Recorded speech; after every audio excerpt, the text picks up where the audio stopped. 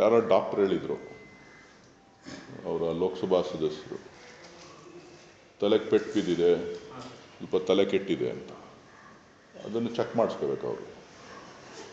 ನಾನು ಹೇಳಿದ್ದಲ್ಲ, ತಜ್ಞ ವೈದ್ಯರು ಹೇಳಿದ್ದಾರೆ. ತಜ್ಞ ವೈದ್ಯರು ಹೇಳಿದ್ದಾರೆ ಅವರಿಗೆ ಮೊಟ್ಟೆ ಏಟು ಬಿದ್ದು ಆ್ಯಸಿಡ್ ದಾಳಿಯಾಗಿ ತಲೆ ಸುಟ್ಟೋಗಿದೆ, 2 ಇಂಚು 1 ಇಂಚು ಒಳಗಡೆ ಹೊರಟೋಗಿದೆ, ಸೊ ತಲೆ ಕೆಟ್ಟೋಗಿದೆ ಅಂಥೇಳಿ ತಜ್ಞ ವೈದ್ಯರು ಹೇಳಿದ್ದಾರೆ. ಅವರಿಂದ ಸಲಹೆ ಪಡ್ಕೊಂಡು ಆಸ್ಪತ್ರೆ ಚಿಕಿತ್ಸೆ ಪಡ್ಕೊಳ್ಳೋದು ಒಳ್ಳೆಯದು. ಅವ್ರು ಏನೇನು ಸಜ್ಜು ಮಾಡ್ಕೋತಾ ಇದ್ದಾರೋ, ಏನೇನು ಕುತಂತ್ರಗಳನ್ನು ಮಾಡ್ಕೋತಾ ಇದ್ದಾರೋ ಅದನ್ನು ಮುಂಚಿತವಾಗಿಯೇ ಬೇರೆಯವರಿಗೆ ತಿಳಿಸುವಂಥ ಕೆಲಸ ಮಾಡ್ತಾ ಇದ್ದಾರೆ. ಅವರ ನಡೆದು ಬಂದ ದಾರಿ ಬಹುಶಃ ಮೊದಲಿಂದನೂ ಕೂಡ ಯಾವ ಸ್ಟೇಷನ್ಗಳಲ್ಲಿ ಕೇಸು ಮಗದೊಂದು ಯಾರ್ಯಾರು ತೊಂದರೆ ಕೊಟ್ಟಿದ್ದಾರೆ, ಇದು ಮುಂದುವರಿಬೋದು ಅಂತ ಕಾಣಿಸ್ತದೆ. ಅದಕ್ಕೆ ಅವರು ಮುಂಚಿತವಾಗಿ ರಕ್ಷಣೆ ಮಾಡ್ಕೊಳ್ಳೋಕ್ಕೆ, ಸೆಲ್ಫ್ ಪ್ರೊಟೆಕ್ಷನ್ ಮಾಡ್ಕೊಳ್ಳೋದಕ್ಕೆ ಕೆಲವು ಆರೋಪಗಳನ್ನು ಮಾಡ್ತಾ ಇರ್ಬೋದು. ಮುಖ್ಯಮಂತ್ರಿಗಳು ಪತ್ರ ಕೊಟ್ಟಿದ್ದಾರಲ್ಲ, ಈಸ್ಕೊಳ್ಳಿ, ಬೇಡ ಅಂದವ್ರು ಯಾರು? ಶಿವಕುಮಾರ್ ಪಂಚತಾರ ಹೋಟ್ಲಿಗೆ ಹೋಗಲ್ಲಪ್ಪ, ಅದೇ ಸುಳ್ಳಲ್ವಾ? ಅದೇನಿದ್ರು BJP ಅವ್ರ ಕಲ್ಚರ್. ಯಾರ್ಯಾರು ಏನೇನು ಮಾಡಿದ್ದಾರೆ ಅವ್ರ ಆರೋಪದಿಂದ ಮೊದಲು ಮುಕ್ತರಾಗಿ ಬರಲಿ, ಆಮೇಲೆ ಉಳಿದ್ರ ಬಗ್ಗೆ ಮಾತಾಡೋಣ. ಅವರು ಈಗ ಮುಖ್ಯಮಂತ್ರಿ ಆಗಿದ್ದಾರೆ, ಅವರನ್ನು ಶಾಸಕಾಂಗ ಪಕ್ಷದ ನಾಯಕರನ್ನಾಗಿ ಆಯ್ಕೆ ಮಾಡಿದ್ದಾರೆ. ಮುಖ್ಯಮಂತ್ರಿ ಬದಲಾವಣೆಯ ವಿಚಾರ ಚರ್ಚೆಯಲ್ಲಿಲ್ಲ. ಕೆಲವರು ಬೇರೆ ಬೇರೆ ರೀತಿ ವ್ಯಾಖ್ಯಾನಗಳನ್ನು ಮಾಡ್ತಾ ಇದ್ದಾರೆ. ನಮ್ಮ ಪಕ್ಷದ ವರಿಷ್ಠ ಮಂಡಳಿಯಲ್ಲಿ ಅದರ ಬಗ್ಗೆ ಏನು ಚರ್ಚೆ ಇಲ್ಲದೆ ಇರೋದ್ರಿಂದ ಈಗ ಆ ಮಾತು ಅಪ್ರಸ್ತುತ. ಬಹುಶಃ ರಾಜ್ಯಗಳ ಸಣ್ಣತನ ಅನ್ನೋದಕ್ಕಿಂತ ರಾಜ್ಯಗಳನ್ನು ಆರ್ಥಿಕ ಪರಿಸ್ಥಿತಿಯನ್ನು ಹಾಳು ಮಾಡತಕ್ಕಂಥ ಒಂದು ಕೆಟ್ಟ ಸಂಸ್ಕೃತಿಯನ್ನು ಭಾರತೀಯ ಜನತಾ ಪಕ್ಷದ ಸರ್ಕಾರ ಮಾಡ್ತಾ ಇದೆ. ಒಳ್ಳೇದು ಮಾಡೋಕ್ಕಾಗಲಿಲ್ಲ ಅಂತ ಅಂದರೂ ಕೆಟ್ಟದನ್ನು ಮಾಡೋದ್ರಲ್ಲಿ ಭಾರತೀಯ ಜನತಾ ಪಕ್ಷ ಎತ್ತಿದ ಕೈ. ಸೊ ಅದು ಕರ್ನಾಟಕಕ್ಕೆ, ಕರ್ನಾಟಕದ ಪಾಲಿಗೆ, ಕರ್ನಾಟಕದ ಅಭಿವೃದ್ಧಿಗೆ ಯಾರಪ್ಪ ಇವತ್ತು ಧಕ್ಕೆ ಅಂತ ಹೇಳಿದ್ರೆ ಅದು ಕೇಂದ್ರ ಸರ್ಕಾರ.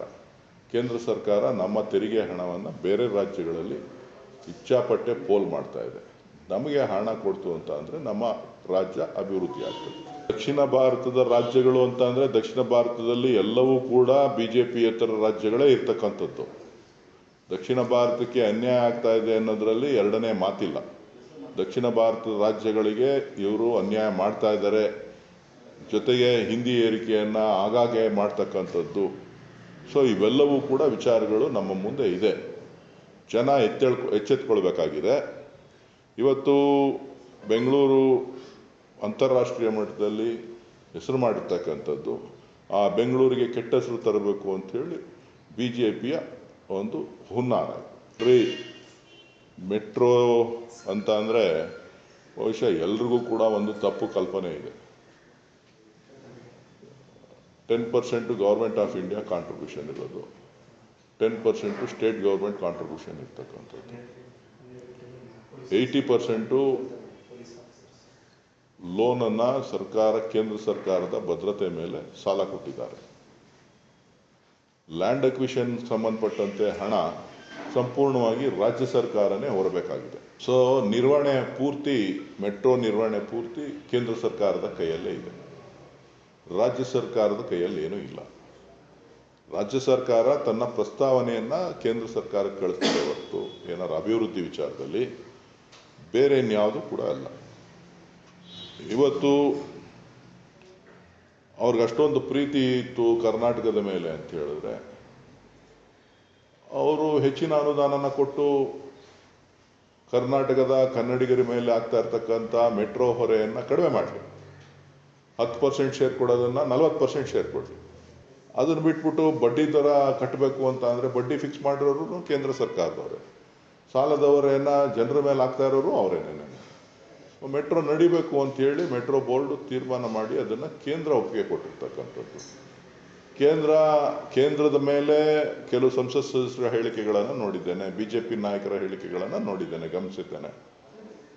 ಬಹುಶಃ ಅವ್ರಿಗೇನಾದರೂ ಜವಾಬ್ದಾರಿ ಇತ್ತು ಅಂತ ಅಂದರೆ ಮೆಟ್ರೋಗೆ ಕೊಡ್ತಕ್ಕಂಥ ಪಾಲಿನ ಏನು ಹಣವನ್ನು ಕೇಂದ್ರ ಸರ್ಕಾರದ ಪಾಲನ್ನು ಹೆಚ್ಚಿಗೆ ಮಾಡಲಿ.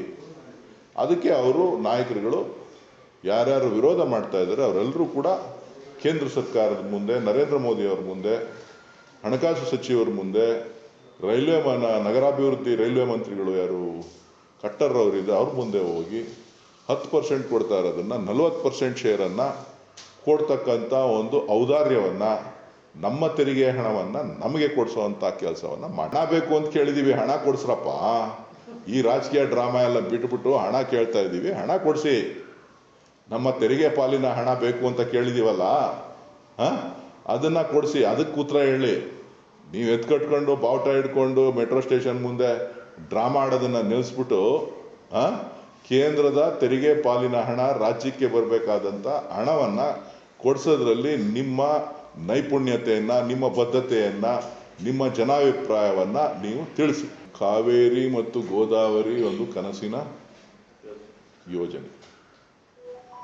ಅದು ಯಾವಾಗ ಅನುಷ್ಠಾನ ಆಗ್ತದೆ, ನಮ್ಮ ಪಾಲೇನು, ಅದರಲ್ಲಿ ನಮ್ಮ ಪಾಲಿನ ಬಗ್ಗೆ ಎಲ್ಲೂ ಕೂಡ ಪ್ರಸ್ತಾವನೆ ಮಾಡಿಲ್ಲ.